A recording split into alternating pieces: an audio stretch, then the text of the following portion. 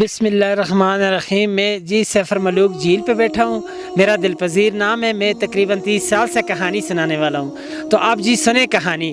آپ جی سیفر ملوک شہزادہ جو تھا ایک مصر کا شہزادہ تھا، مصر کا بادشاہ تھا، شاہ عاصم کا بیٹا تھا، سیف اس کا نام تھا۔ اس نے جی خواب دیکھی، خواب دے وچ اس جھیل کو بھی دیکھا اور مصر سے یہاں تک رستہ بھی دیکھ لیا اور پری بدر جمال کو بھی دیکھ لیا۔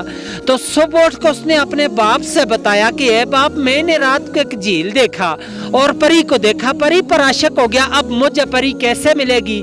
اس کے باپ نے بولا آپ کو تو پری نہیں مل سکتی، وہ ناری ہے، آپ خاکی ہیں، وہ آگ کی پیدائش ہے، آپ مٹی کی، آپ کا اور پری کا ملاپ نہیں ہو سکتا۔ لیکن وہ باپ کی نافرمانی سے کئی سال زمانے گھومتا پھرتا آخر ناران میں پہنچا تو 12 سال راستے پہ لگے تھے۔ جب ناران میں پہنچا تو اس کو اللہ والا ایک ولی بزرگ ملا۔ اس ولی سے پوچھا کہ مجھے پری کیسے ملے گی؟ اس نے بولا کہ یہ سامنے والی جو چھوٹی پہاڑ ہے، اسی کی بیک سائڈ میں ایک خیمے کی طرح پتھر ہے، وہ اب بھی موجود ہے، اس پتھر کے ساتھ جاؤ اور 40 دن کا چلہ کرو، اللہ کی عبادت کرو، 40ویں دن کے بعد آپ کو پری کا پتہ چلے گا۔ اس نے جا کر اس پہاڑ کے اوپر 40 دن کا چلہ کیا۔ 40ویں دن کے بعد 2 جنات اس کے قبضے میں آگئے۔ ان جناتوں نے سلیمانی ٹوپی پہنائی تو جھیل کے کنارے پر لے آئے۔ وہ کسی کو نظر نہیں آتا، اس کو سب کچھ نظر آتا ہے، کیونکہ اس نے سلیمانی ٹوپی پہنی ہے۔ تو ساتھ اس کی سہیلی تھی اور 8ویں وہی ملکہ بدر جمال پری جو خواب میں ملی تھی۔ اس جھیل میں نہانے کے لیے آئی۔ کوئیکاف سے، کوئیکاف جو ہے روس کے پاس ہے، چیچنیا کی طرف ہے، رشیا میں ہے۔ آ کر سب نے اپنا اپنا لباس اتارا تو اس جھیل میں نہانا شروع کر دیا۔ بدر جمال کا لباس جو تھا وہ جنہوں نے اٹھا کے شہزادے کو دے دیا، شہزادے نے اپنے قبضے میں کر لیا۔ دوسری سہیلیاں لباس پہن کر چلا گئی تو بدر جمال اکیلی رہ گئی، وہ جا نہیں سکتی تھی۔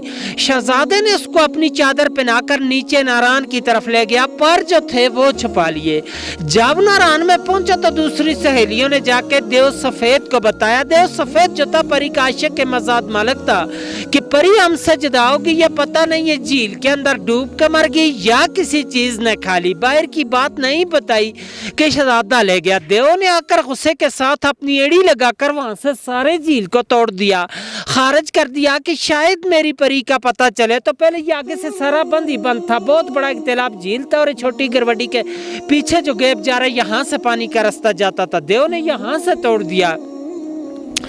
طوفان گیا ناران کے پاس تو پری اور شہزادے دونوں نے دعا مانگی کہ اللہ میں بچا، طوفان آ گیا۔ اللہ کی قدرت سے ایک سرنگ بن گیا، دائیں سائڈ سے بھی طوفان گزر گیا اور بائیں سائڈ سے بھی۔ پری اور شہزادہ دونوں بچ گئے۔ سرنگ اب بھی موجود ہے ناران میں، سیفر ملوک ہوٹل سے 5 منٹ کا رستہ جا کے دیکھ سکتے ہیں۔ اور دیو نے غصے کے ساتھ یہاں سے ایک اور چھلانگ لگائی تو دیوا صحیح میں لگا، دیو کا سانس چلا گیا پری کے صدمے سے۔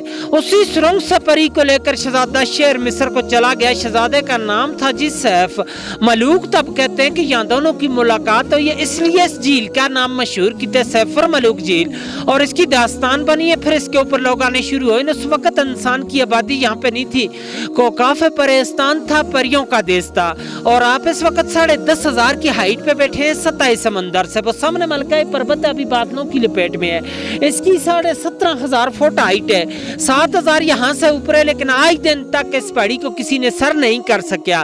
اس کے اندر سونے کی معیشت ہے، پریاں عبادت کرتی ہیں، جو بندہ بھی جاتا ہے اس کو گرا دیتی ہیں۔ 98 کا واقعہ راشد بٹ لاہور کا ایک بندہ تھا، وہ کہتا تھا کہ میں نے اس پہاڑ کو سر کرنا ہے۔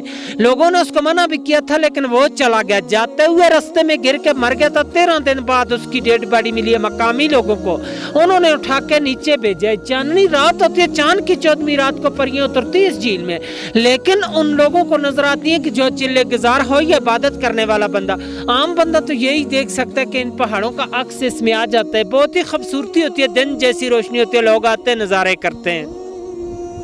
اور آج دن تک جھیل کی گہرائی کا اندازہ بھی کسی نے نہیں لے سکے کہ انگریز آیا تھا، اس نے 5 من رسی لائی تھی۔ اس وقت گاڑیاں نہیں آتی تھی خچروں پہ، آگے 10 کلو کا لوہا بن کے اس کے درمیان میں کشتی کے تھرو ڈالتے رہے، رسی چلتے چلتے ختم ہو چکی، لیکن اس کی گہرائی کا اندازہ نہیں کر سکیا۔ 5.5 کلومیٹر ارد گرد ہے، 600 کنال رقبے میں یہ سارا جھیل ہے، اس کی گہرائی کا کوئی اندازہ نہیں ہے۔ سٹوری ختم اور کلام سنو۔